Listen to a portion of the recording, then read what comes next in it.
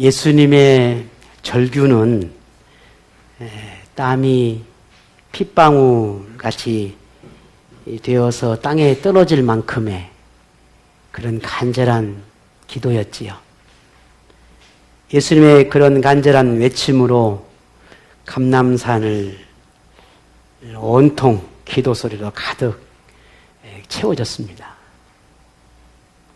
예수님의 기도는 아버지 하나님의 뜻을 받아들이기 위해 자기를 내려놓음의 부르짖음이었습니다. 하나님이 이미 작정하신 그 구원자의 길을 완수하기 위한 인간 예수님의 울부짖음이었습니다.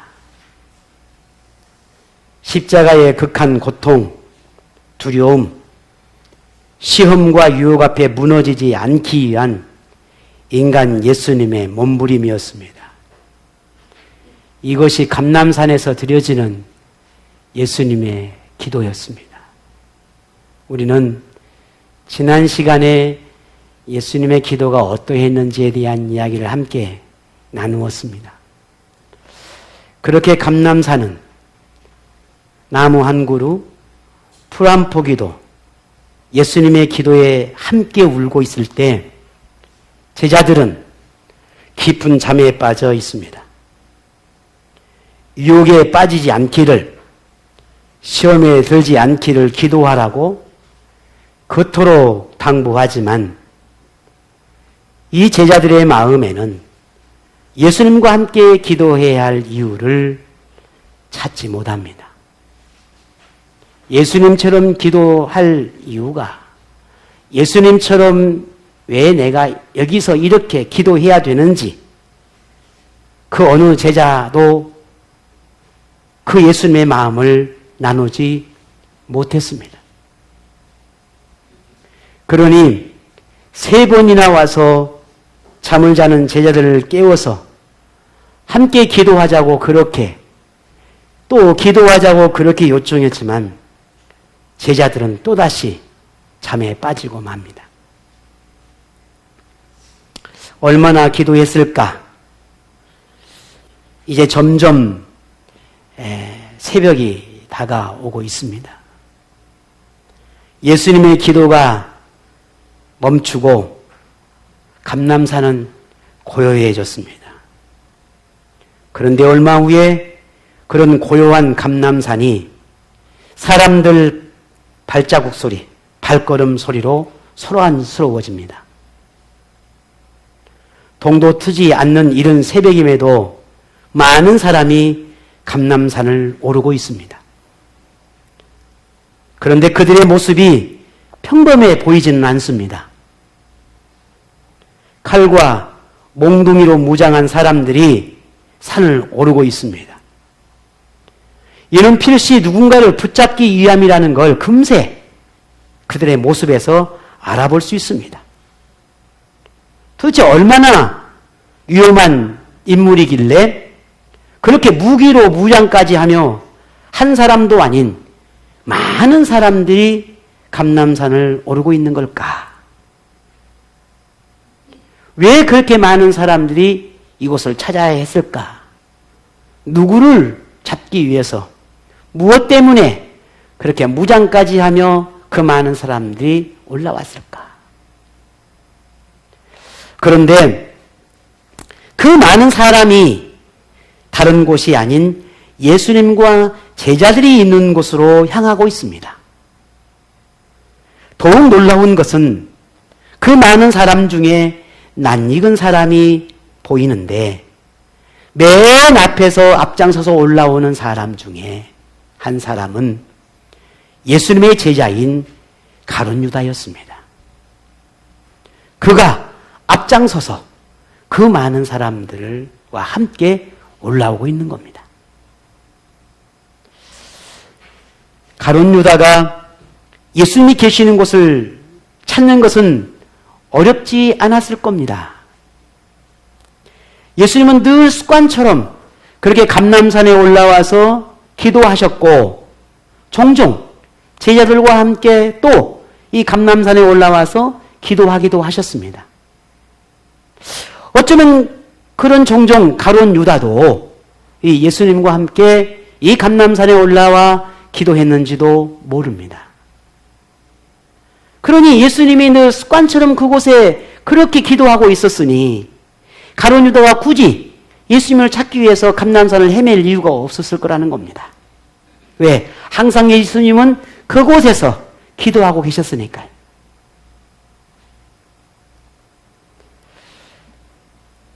예수님이 계신 곳에 무리가 점점 가까워지고 앞장섰던 가룟 유다가 예수님에게 다가와 입맞춤의 인사를 합니다.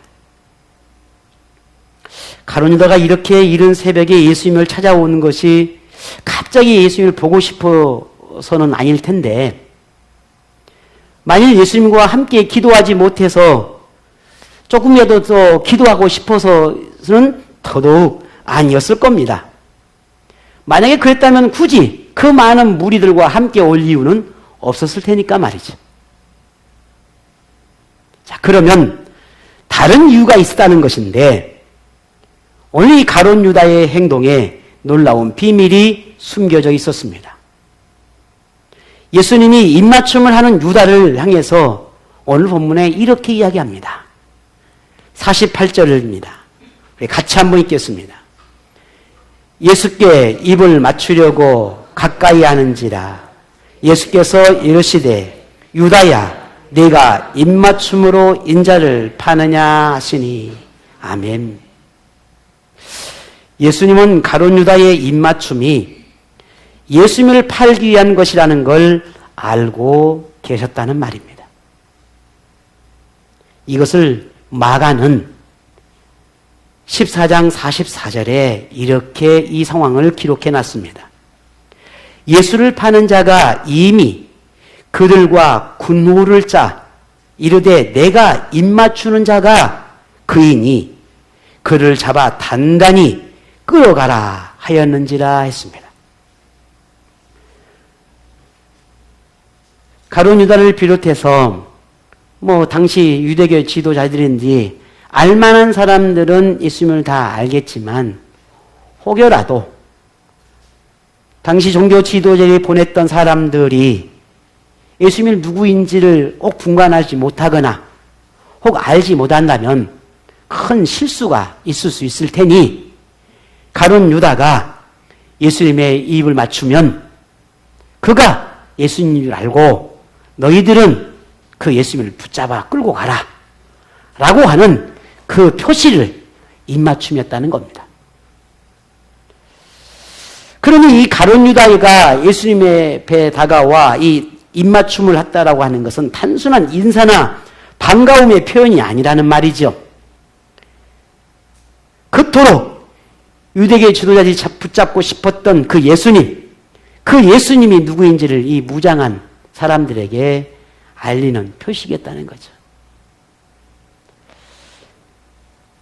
참 서글프지 않습니까? 저는 오늘 이 본문의 말씀을 묵상하면서 참 많은 마음의 그 답답함 같은 것들이 느껴졌습니다. 물론 제가 이곳에 있는 것도 아니고 가룟 유다도 아니었지만 만약에 내가 그곳에 제자 중 누구이든지 아니면 제가 삼자가 되어서 그 광경을 바라보고 그 이유를 다 알게 되었다라면 얼마나 참 비참했을까라는 생각을 해보게 됩니다. 가룟 유다의 입맞춤은 배반의 입맞춤이요 죽음의 입맞춤이었습니다. 사랑하는 사람을 끌어안고 이렇게 입맞춤을 한다는 것은 얼마나 그 애틋함과 그의 사랑과 그게 많은 아름다운 감정들이 섞여 있어야 할 그 입맞춤이 오히려 예수님을 팔아넘기는 죽음의 입맞춤이었으니 여러분은 어떻게 생각합니까? 그런데 생각해 봅니다.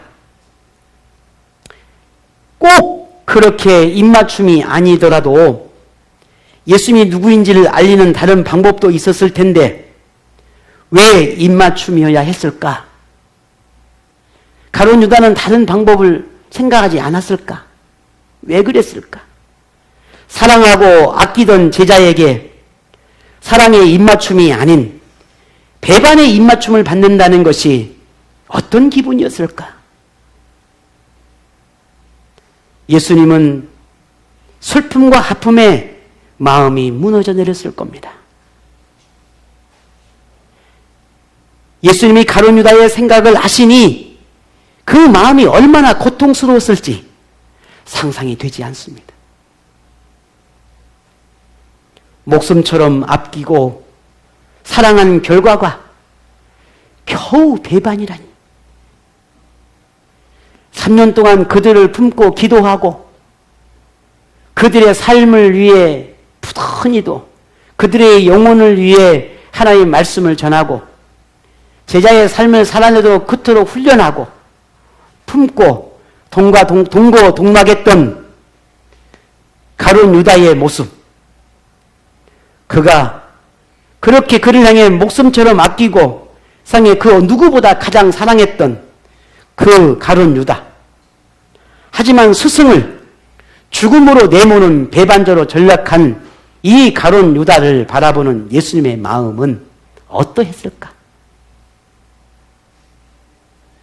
십자가의 고통만큼이나 힘겨웠을 겁니다.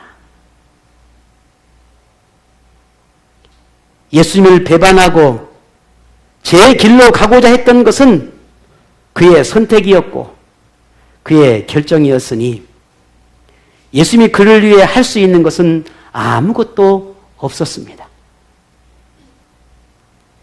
단지 그에게 임할 화가 있음을 알기에 그저 안타깝고 그저 불쌍하고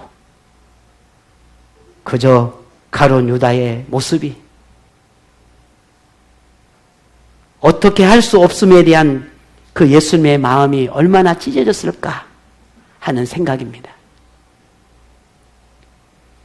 그러면 다른 제자들은 가룟 유다의 이런 입맞춤의 의미를 알았을까? 그러나 성경에 보게 되면 그렇지 않아 보입니다. 단지 지금 현장에서 보여지는 그 모습 속에서 예수님에게 심상치 않은 일이 일어날 것만 같은, 뭔가 지금 이 감람산에서 예상치 못한 일들이 뭔가 일어날 것만 같은 그런 생각들, 그런 느낌이었을 거라고 보여집니다. 가룟 유다의 입맞춤이 끝나자 무리 중에 한 사람이 예수님을 붙잡는데, 그때 제자 중 한 사람이 자기가 가지고 있는 칼로 그 대제사장의 종의 귀를 쳐서 떨어뜨립니다. 아마 예수님도 깜짝 놀라지 않았을까 싶습니다. 그러자 예수님이 그 제자의 칼에 잘려나간 귀를 그 사람에게 다시 붙여주시면서 이렇게 말씀합니다. 오늘 본문 51절입니다. 같이 한번 읽을까요? 예수께서 일러 이르시되 이것까지 참으라 하시고 그 귀를 만져 낫게 하시더라. 아멘. 이것까지 참아라. 지난 시간 기도하는 내용 가운데 오늘 본문의 말씀을 인용해서 조금 더 설명을 제가 드렸었습니다. 예수님은 참으라 말합니다. 인내하라 말합니다. 이건 아니라는 겁니다. 너희들이 하지 않아야 할 행동을 했다는 거지요. 제자들은 예수님이 유대의 왕이 되기를 바랐고 권력과 힘이 있어야 그 꿈을 이루리라 생각했을 겁니다. 예수님을 잡으려는 이들을 향해 칼을 휘둘려 자신들의 힘을 과시하고 싶었을 겁니다. 저들도 칼과 몽둥이로 예수님을 제압하려 하니 자기들도 칼로 맞서야 한다라고 그렇게 생각했을 겁니다. 그러나 하나님의 나라는 예수님이 이루고 싶어 하시는, 이루려 하는 그 하나님의 나라는 그렇게 만들어지는 것이 아닙니다. 그렇게 하나님의 나라가 임하는 것이 아니었습니다. 그래서 오늘 이 본문의 말씀에 마태는 이렇게 기록합니다. 이에 예수께서 이르시되 내 칼을 도로 칼집에 꽂으라. 칼을 가지는 자는 다 칼로 망하느니라. 이리 말씀합니다. 예수님이 이루려는 하나님의 뜻은 신의 능력으로 제압하거나 권력이나 무력이나 폭력이 아니었습니다. 오롯이 십자가, 오롯이 십자가 위에서 죄인의 모습으로 인류의 죄값을 대신하는 것이야말로 하나님의 뜻이었고, 그것이 하나님의 나라를 이루는 유일한 비결이었습니다. 그러니 분노할 수 있으나 분노하지 않았고, 신의 능력을 행할 수 있었으나 행하지 않고, 지극히, 너무나 지극히 인간 예수가 되어서 참고 견뎠던 이유가 바로 여기에 있었습니다. 그래서 마태는 너는 내가 내 아버지께 구하여 지금 12군단 더 되는 천사를 보내시게 할 수 없는 줄로 아느냐? 라고 하는 말씀을 기록해 놨습니다. 만일 내가 이 상황을 내 능력으로 제압할 수 없어서 내가 참고 있는 줄 아느냐? 만일 내가 하나님 앞에 천사를 보내달라고 하면 보내줘서 이들을 다 무너뜨리고 죽이게 할 수도 있다는 겁니다. 그러나 나는 그렇게 하지 않겠다는 겁니다. 왜? 그것은 하나님의 뜻이 아니니까. 그렇게 하나님의 나라가 임하는 게 아니니까. 내가 지금 여기에 이 땅에 온 것은 그렇게 메시아의 삶을 그렇게 이루기 위해서 온 것이 아니라는 겁니다. 예수님에게 그럴 능력이 있지만 그 능력을 사용하지 않겠다는 것이죠. 그것이 바로 하나님의 뜻이었다는 것이, 뜻이었고, 또 하나님의 뜻을 이루기 위함이었다라고 말하고 있습니다.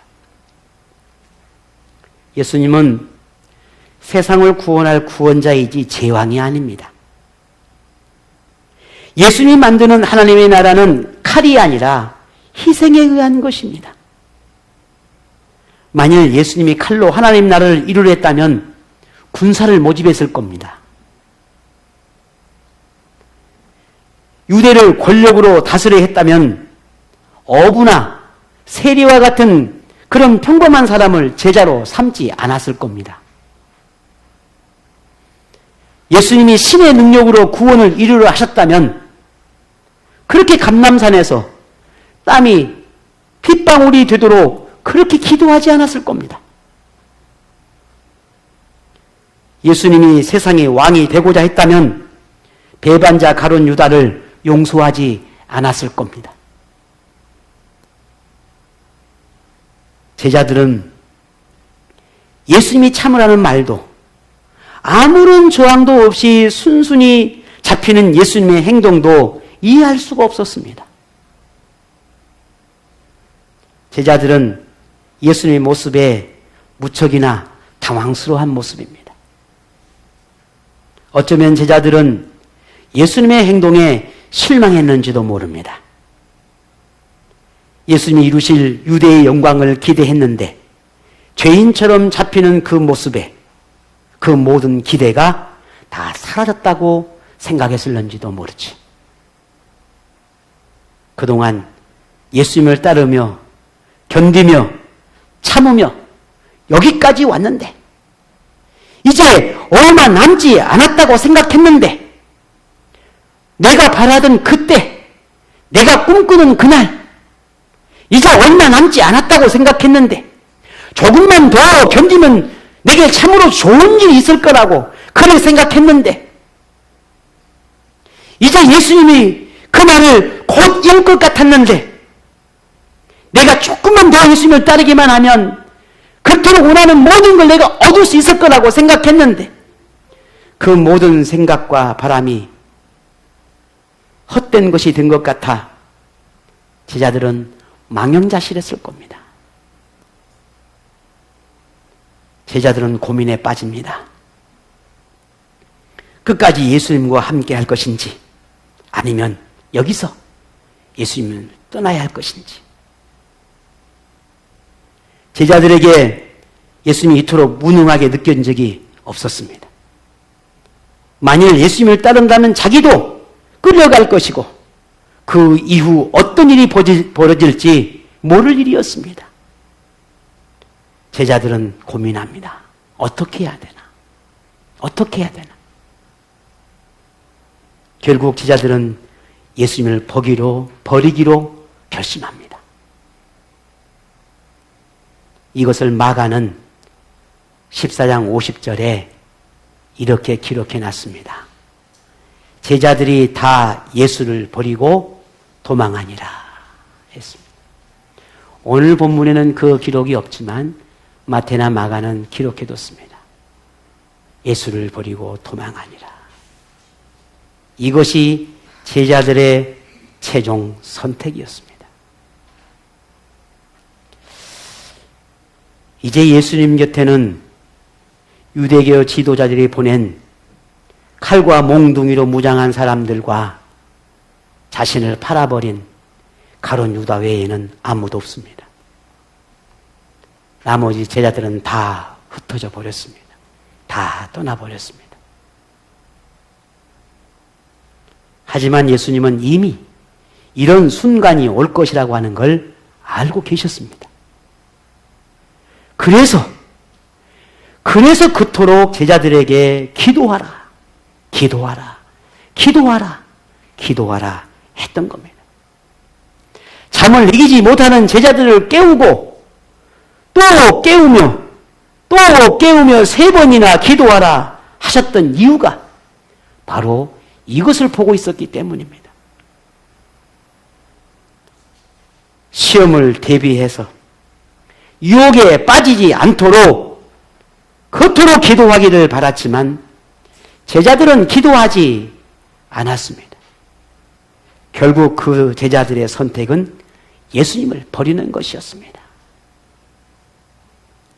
어쩌면 예수님의 말씀을 헛되이 듣고 기도로 준비하지 않은 그 제자들의 당연한 모습이었는지도 모릅니다. 당연한 결과였을 것입니다.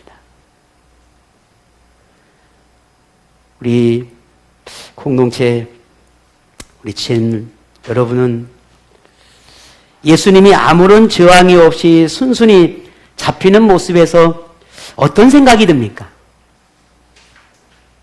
그런 예수님을 보며 떠나버린 제자들을 보면서는 무엇을 느낍니까?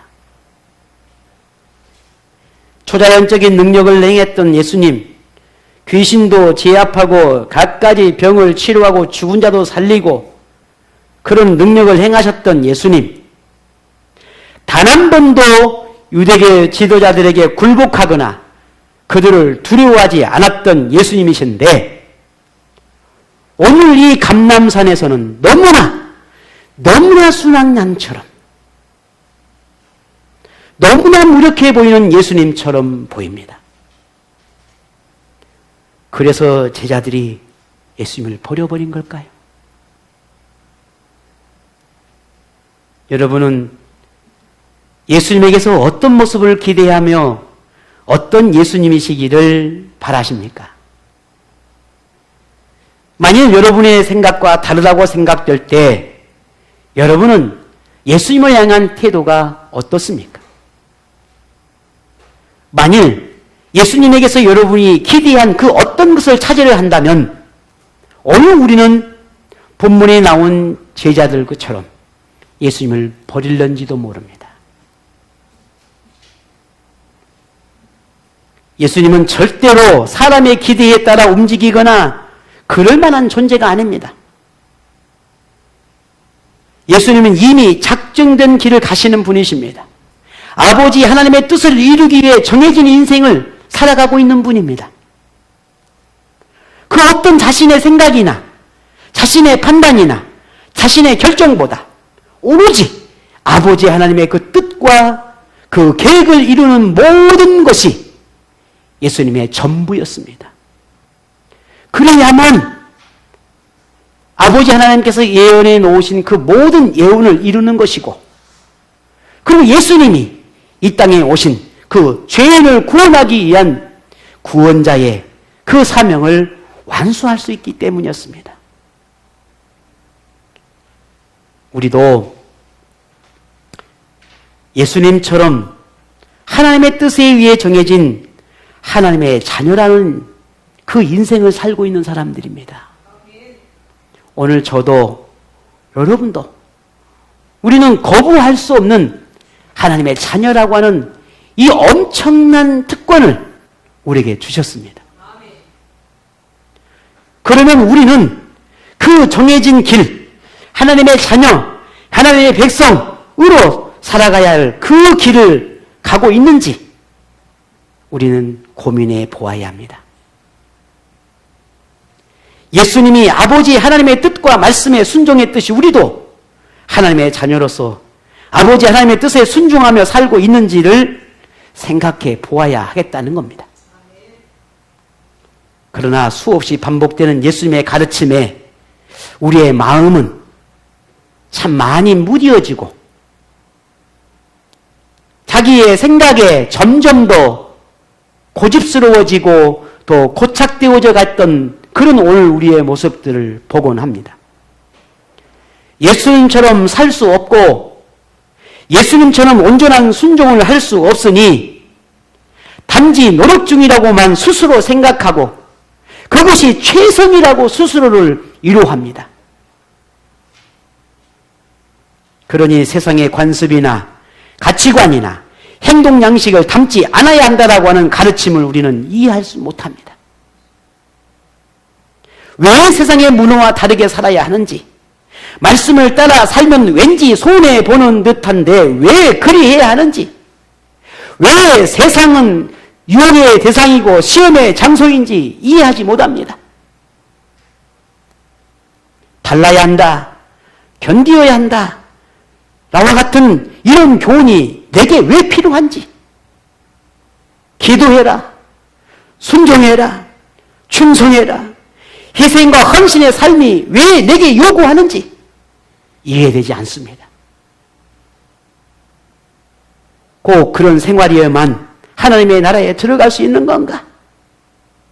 신앙생활이 억압과 옥죄는 듯한 것이 아니라 좀 더 자유롭게, 좀 더 편리하게, 좀 더 편안하게 즐거운 생활을 즐길 수 없는 건가?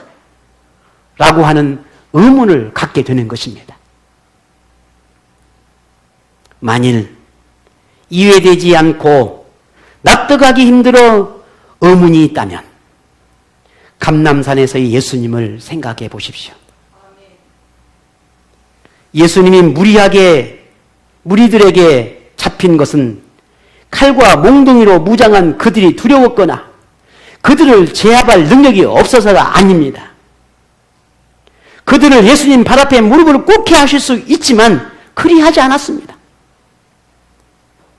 제자들이나 사람들에게 그런 예수님이 나약해 보이고 무능해 보이고 어리석게 보일지라도 아버지 하나님의 뜻을 이루는 것이 더 중요했기에 자신의 능력을 포기했던 것입니다.